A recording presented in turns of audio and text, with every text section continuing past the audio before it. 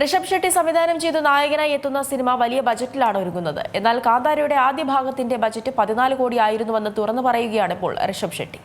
Cinema പ്രേമികൾ വളരെയധികം ആവേശത്തോടെ കാത്തിരിക്കുന്ന സിനിമയാണ് കാന്താര ചാപ്റ്റർ 1. ഋഷഭ് ഷെട്ടി സംവിധാനം ചെയ്ത് നായകനായി എത്തുന്ന സിനിമ വലിയ ബജറ്റിലാണ് ഒരുങ്ങുന്നത്. എന്നാൽ കാന്താരയുടെ ആദ്യ ഭാഗത്തിന്റെ ബജറ്റ് 14 കോടി ആയിരുന്നുവെന്ന് പറയുകയാണ് ഋഷഭ് ഇപ്പോൾ.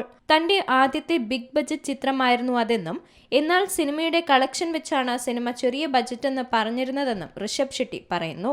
കാന്താര ചാപ്റ്റർ 1 സിനിമയുടെ പ്രമോഷനുമായി ബന്ധപ്പെട്ട് കൊച്ചിയിൽ നടന്ന വാർത്താ സമ്മേളനത്തിലായിരുന്നു നടന്റെ പ്രതികരണം. ബോക്സ് ഓഫീസിലെ നമ്പർ ഗെയിം എന്നെ ആകർഷിക്കുന്നില്ല.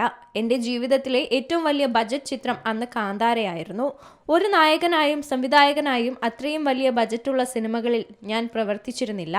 ഒരു 3.5-4 കോടി അതായിരുന്നു ഞാൻ ചെയ്തതിൽ വെച്ച് ഏറ്റവും കൂടിയ ബജറ്റ്. ആദ്യമായി 14-15 കോടി പടം എന്നത് എനിക്ക് വലിയ സമ്മർദ്ദം തന്നെയായിരുന്നു. കാന്താരയുടെ റിലീസിന് ശേഷം എല്ലാവരും ഇത് ചെറിയ ബജറ്റ് സിനിമ എന്നാണ് പറഞ്ഞിരുന്നത്. കാരണം അത് ബോക്സ് ഓഫീസിൽ നേടിയ കളക്ഷൻ 400-450 കോടിയായിരുന്നു.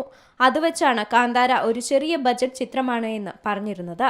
പക്ഷേ എനിക്ക് വലിയ ടെൻഷനായിരുന്നു. ഈ നമ്പർ ഗെയിമിന്റെ ഭാഗമാകാൻ അങ്ങനെ എപ്പോഴും സാധിക്കില്ല. 500 കോടി ക്ലബ്ബ്, 1000 കോടി ക്ലബ്ബ് എന്ന ചിന്തയൊന്നും ഞങ്ങൾക്കില്ലെന്നും ഋഷഭ് കൂട്ടിച്ചേർത്തു. ആദ്യ ഭാഗത്തേതുപോലെ തന്നെ മിത്തും ആക്ഷനും ത്രില്ലും എല്ലാം കൂടി കലർന്നാകും കാന്താര അവതരിപ്പിക്കുക. മലയാളികളുടെ പ്രിയ താരം ജയറാമും സിനിമയിൽ ഒരു പ്രധാന വേഷത്തിൽ എത്തുന്നുണ്ട്. ഋഷഭ് ഷെട്ടി സംവിധാനം ചെയ്ത് നായകനായി എത്തുന്ന സിനിമ വലിയ ബജറ്റിൽ ഒരുങ്ങുന്നതിനാൽ പ്രതീക്ഷകളും വാനോളമാണ്. ചിത്രം ഐമാക്സ് സ്ക്രീനുകളിലും പുറത്തിറങ്ങുമെന്നാണ് നിർമ്മാതാക്കൾ അറിയിച്ചിരിക്കുന്നത്. ഇതോടെ വലിയ കളക്ഷൻ സിനിമയ്ക്ക് നേടാനാകുമെന്ന് തന്നെയാണ് അണിയറ പ്രവർത്തകരുടെയും പ്രതീക്ഷ.